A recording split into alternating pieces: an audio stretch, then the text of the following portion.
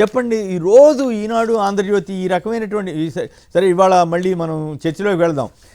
జగన్ది poison అంట, చంద్రబాబు గారిది vision అంట. స్కూళ్ళు కట్టించిన జగన్ గారిదేమో పాయిజన్ అంట, మద్యం తాగండి అని చెబుతున్న చంద్రబాబు గారిదేమో విజన్ అంట. సో దాని మీద చర్చలోకి వెళదాం. ముందుగా ఈనాడు, ఆంధ్రజ్యోతి ఈ రకమైన వార్తల్ని రోజు రాస్తోంది. ఇప్పుడు ఏకంగా అమిత్ షా దగ్గరికి వెళ్ళి ఎలక్షన్ కోసం ఇప్పుడే వెళ్ళి ఆయన్ని గట్టెక్కించాలని అడుగుతారంట. అడిగితే ఆయన ఒప్పేసుకుంటారంట. అంటే జనంతో సంబంధం లేకుండా ఎలక్షన్లు బీజేపీ వాళ్ళు గెలిపిస్తారా? ఎట్లా అది? ఇట్లాంటి వార్తలు రాయటం, ఈ కారు కోతలు కుయ్యటం ఏంది ఇది? అది అరాచకంగా మీ అనుభవంలో కూడా, మీరు చాలా సీనియర్ కదా, మీ అనుభవంలో ఏమనిపిస్తోంది? సార్ ఇప్పుడు మనం మాధ్యమాల గురించి అసలు మాట్లాడడం అంటే కొన్ని రోజుల పాటు, ఒక గంట ఒక రోజు సరిపోదు. ఎందుకనంటే మీకు ఒక 2-3 ఉదాహరణలు చెప్తాను. ఒక టార్గెట్ చేసుకొని రాయటం అన్నది మన కోసం, మన వాళ్ళ కోసం ఎదుటివాడిపోయిన విషయం చెమ్మటం అనేది ఇది కొత్తగా ఇవాళ వచ్చిన పరిస్థితి కాదు. ముఖ్యమంత్రి స్థానంలో ఉన్న వ్యక్తుల్ని పట్టి లేదా పార్టీని బట్టి ఇటు అటు రాయటం. మీకు ఒకే ఉదాహరణ చెప్తాను. ఈ పంజాగుట్ట దగ్గర ఆ నిర్మాణంలో ఉన్న ఫ్లైఓవర్ పై నుంచి ఒకటి పడింది వర్షం. ఉదయం నుంచి వర్షం వచ్చింది, సాయంత్రం 6:10 సమయంలో అది పడింది. 2 కార్లు 3 కార్లు దెబ్బతిన్నా, 2 చనిపోయినారు నాకు గుర్తున్నంత వరకు. 4-5 మందికి గాయాలైనవి. అప్పట్లో ఉన్న ఆంధ్రజ్యోతి ఆఫీస్కి ఆ స్పాట్, యాక్సిడెంట్ జరిగిన స్పాట్ కరెక్ట్గా నడిస్తే, చాలా సాఫీగా మామూలుగా నడిస్తే 3 నిమిషాలు. కానీ సాయంత్రం 6-10 గంటలకు జరిగినటువంటి ఆ ప్రమాదం గురించి 20 మంది మృతి, బ్యానర్ ఐటమ్ అండి. 20 మంది మృతి మీకు గుర్తే ఉండి ఉంటుంది. లోపల పేజీకి పోయిన తర్వాత మృతులు వీరే అంటే 2 పేర్లే, గాయపడిన వాళ్ళు అని 3-4 పేర్లు నిమ్స్లో చికిత్స. ఇది ఏ తరహా జర్నలిజం? పైగా దానికి అనుబంధంగా ఒక స్టోరీ కూడా వచ్చింది. ఏమనంటే, ఇది ఢిల్లీ మెట్రో శ్రీధరన్ గారికి అప్పగిచ్చి ఉంటే ఈ విధంగా పడేది కాదు. దురదృష్టం ఏంటంటే మెట్రో నిర్మాణాలు ఇక్కడే మన రాష్ట్రంలో కాదు, వివిధ చోట్ల మానవ తప్పిదాల వల్ల కానీ ఇంకో దాని వల్ల కానీ నిర్మాణంలో ఉన్నప్పుడు, నిర్మాణం అయిన తరువాత కూలిపోతే నిజంగానే అవినీతి జరిగిందా లేకపోతే క్వాలిటీ లేదని రాయడంలో తప్పలేదు. కానీ నిర్మాణం జరుగుతుండగా ఉదయం నుంచి సాయంత్రం దాకా ఎడతెరిపి లేని వర్షం పడుతున్నప్పుడు దాని సపోర్టింగ్ ఉండేవి కొద్దిగా లూజ్ అయ్యి అది పడింది. ప్రమాదమే, దాని కాదను. కానీ 20 మందిని రాయటంలో ఉద్దేశం ఏంటి? ఒకటి, ఇందాక మీరు విద్యుత్ గురించి కూడా ప్రస్తావించారు. విద్యుత్ ఛార్జీలు పెంచడం లేదని ప్రభుత్వం చెప్పింది.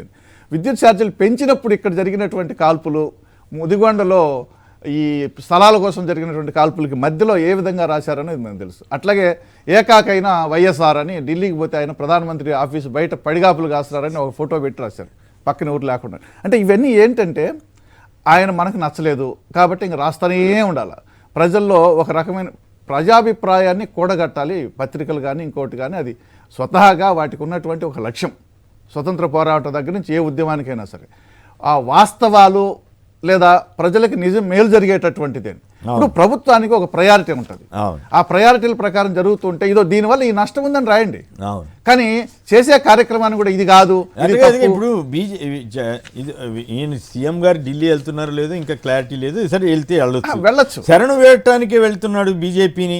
మొన్నదాకా మరి చంద్రబాబు గారు లోకేష్ని పంపించింది కాళ్ళు పట్టుకుని ఏకంగా సుప్రీంకోర్టు బెయిల్ గురించి కూడా అడిగామని చెప్పారు కదా. ఇప్పుడు మీకు తెలియదు కాదు, కిషన్ రెడ్డి గారు వాస్తవాలు కుండ బద్దలు కొట్టారు, చెప్పారు కదా. కుండ బద్దలు నేను అడగలేదు అని లోకేష్ గారు మీడియాతో మాట్లాడినారు. నేను అడగలేదు, పిలిపించుకున్నారు, నేను అడగలేదు, వాళ్ళు రమ్మంటే వెళ్ళాను అని. కానీ ఆ రెండో రోజు పక్క రోజు ఒక రోజు ఆగారు పాపం కిషన్ రెడ్డి గారు, కుండ బద్దలు కొట్టారు. ఏమని? నాకు 10 సార్లు ఫోన్ చేశారు తీసుకెళ్ళమని. ఆ రాష్ట్ర పార్టీ అధ్యక్షురాలు కూడా అడిగారు కాబట్టి మేము వెళ్ళాము. ఎవరు అడిగినా సరే, దేశ పౌరులు ఎవరైనా ఏ పార్టీ వాళ్ళు అడిగినా, కేంద్రంలో ప్రభుత్వ అధినేత కాకపోతే హోమ్ మినిస్టర్ గారిని కలవాలనుకున్నప్పుడు మేము డినై చేయలేం కాబట్టి నిజానికి అది వాస్తవం. ఎవరైనా అడగచ్చు, పోవచ్చు. కానీ ఇక్కడ మనకల్లా వస్తున్నటువంటి సమస్య ఏంటంటే, జగన్ గారు ఎప్పుడు ప్రధానమంత్రి సాక్షాత్తు సభలో ఉండగా విశాఖపట్నంలో మాకు ప్రత్యేక హోదా ఇవ్వండి అని మాట్లాడారు. ఆయన ప్రత్యేక హోదా మాకు ఇవ్వండి అని. ఆయన ఏమో అడగటం లేదు. ఆయన పోయి కేసుల్లోంచి బయటపడేయమని అడుగుతున్నారు, ఆయన పోయి కేసులు కావదని అడుగుతున్నారు. ఆయన ఇదే వ్యవహారం. మన ఫోటోలు కూడా పెడతారు. ఏదంటే ఈ దుర్మార్గమైనటువంటి ఆలోచన. అంటే లక్షలాది మంది ప్రజలు, కోట్లాది మంది వీక్షకులు, టీవీలో కూడా వచ్చింది అది ఆయన అడుగుతున్న అంశం. నేరుగా ప్రధానమంత్రి సభలో ఇప్పుడు కాదు. ఇప్పుడు చంద్రబాబు గారితో పాటు షర్మిల గారు ఒకళ్ళు తయారయ్యారు. పాపం షర్మిల గారి గురించి మాట్లాడాలంటే కొంచెం బాధగా ఉంటుంది. ఎందుకంటే నిజానికి ఒక గొప్ప నాయకుడిగా రాష్ట్రంలో గుర్తింపు పొందినటువంటి వైఎస్ రాజశేఖర రెడ్డి గారి కుమార్తెగా ఆమెను అందరూ అభిమానిస్తారు.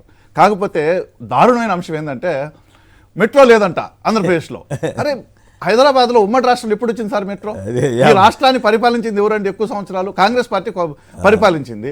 జగన్ గారు మొన్న 4.5 సంవత్సరాల కిందట సీఎం అయ్యారు.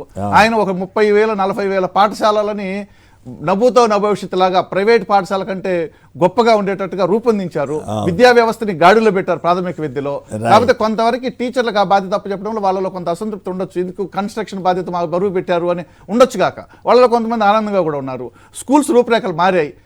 మొదటిసారిగా దేశంలో పిల్లల మెజర్మెంట్స్ కొలతలు తీసుకొని యూనిఫామ్ కుట్టించారు. అంతమంది కొలతలు అంటే ఆ విషయాలకు మళ్ళీ వద్దు. అవన్నీ పాయిజన్ అంట కదా, ఇవన్నీ ఉంటే అవన్నీ విషం అంట చంద్రబాబు గారు ఇవన్నీ ఉంటే ఆమెమో ఎంతసేపు మెట్రో లేదు, రోడ్లు లేవు, ప్రయారిటీ ప్రకారం కొన్ని అవుతాయి. అన్ని ఒకసారి కరోనా 2 సంవత్సరాల పాటు ఎంత గొప్పగా జరిగింది. Okay right.